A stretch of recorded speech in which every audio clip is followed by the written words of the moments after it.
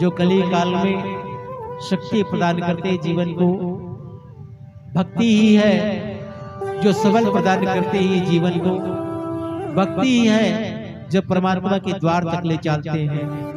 भक्ति ही है जो परमात्मा से मिलाते हैं। जीवन जब भी मिला भक्ति होना चाहिए परमात्मा के प्रति। परमात्मा में ही शक्ति है। हनुमान जी के पास क्या था कहे, सिर्फ भक्ति एक सहारा है। भक्ति से बढ़ के और कोई प्रबलता नहीं है।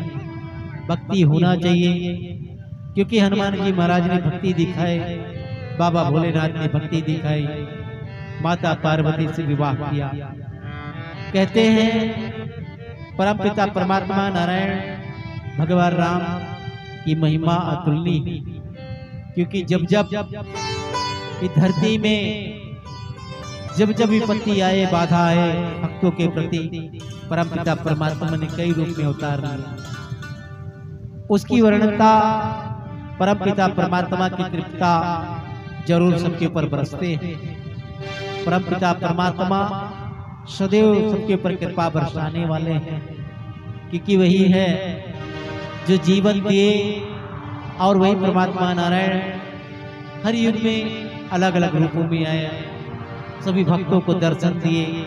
माता सबरी को दिए, निषाद राज के मठ को दर्शन दिए, शेष नाग के रूप में भाई लखन लाल को दर्शन दिए, और समस्त ऋषि मुनियों को दर्शन देते हुए परमपिता परमात्मा सबके ऊपर कृपा बरसाते हैं।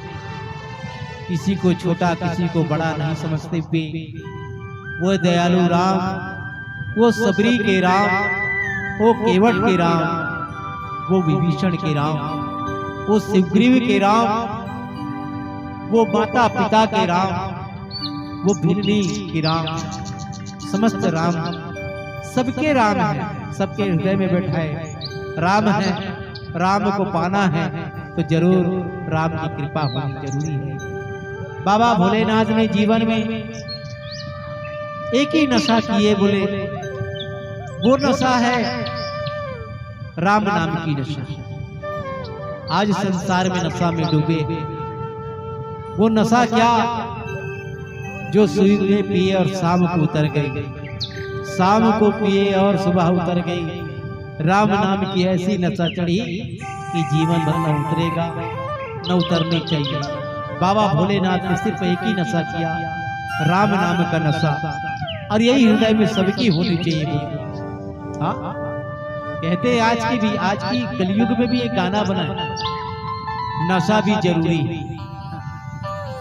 नशा भी जरूरी है, बाकी ये नशा नहीं चाहिए जिसको आज शराब की नशा कहते हैं, गांजा की नशा कहते हैं।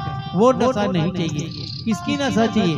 परमात्मा के नाम की नशा, बाबा भोलेनाथ की नशा, राम जी की नशा, नारायण की नशा, हनुमान जी की नशा। संसार में जिसने परमात्मा की नशा पी वो जीवन में कभी उतरा नहीं। वही कृपा के सागर है, वही भवसागर सिंधु से पार उतारने वाला वह परमपिता परमात्मा का कृपा जरूरी है। रामचरितमानस में साफ उल्लेख किए बाबा गोस्वामी तुलसीदास जी ने कि परमात्मा को पाना है तो जीवन में प्रीति बहुत जरूरी है, प्रेम करना था। और प्रेम ही है जो जीवन में ईश्वर के करीब लेके जाता है। बहुत ढूंढते हैं ईश्वर पर, मंदिरों में, देवालयों में, पहाड़ों में, नदियों में, पत्थरों में, बाकी हृदय में विराजमान वो शिव, वो राम जी को हम लोग देख नहीं पाते।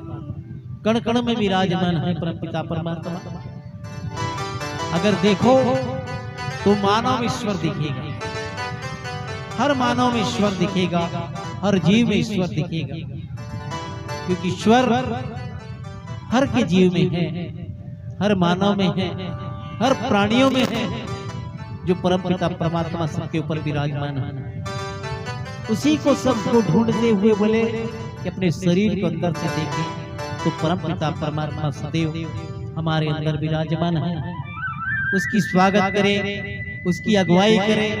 परमपिता परमात्मा जो हृदय में विराजमान है उसकी कृपा पात्र बने, अच्छे कर्म करें, अच्छे विचार रखें, अच्छी सोच रखें और कहते हैं कि हमारी वजह से किसी को तकलीफ ना हो, सबसे बड़ी चीज यही बोले। संत मुनि महात्मा ऋषि ने कहा कि जिस भी प्राणी से मिलो हृदय से मिलो, छल कपट नहीं चाहिए बोले। परम पिता परमात्मा ने भी यही कहा है, मोहि कपट चल चित्र न भावा, मोहि निर्मल मन सोई पावा। जिसका मन निर्मल होगा वही परमात्मा को पा सकते हैं। न उसको छल चाहिए, न कपट चाहिए, न छिद्र चाहिए। परम पिता परमात्मा को पाने के लिए निर्मल मन की आवश्यकता है। निर्मल मन चाहिए और निर्मल मन से ही परमात्मा को प्राप्त किए जा सकते हैं। क्योंकि ये मन बड़ा विचलन है, मन बड़ा विचलन है। मन कहीं न कहीं चले जाते हैं। ये धरती तो कौन कहे, आसमान की ओर चले जाते हैं। ये मन बड़ा चंचल है और ये चंचल को जिसने जीत लिया उसने परमात्मा को पा लिया। आओ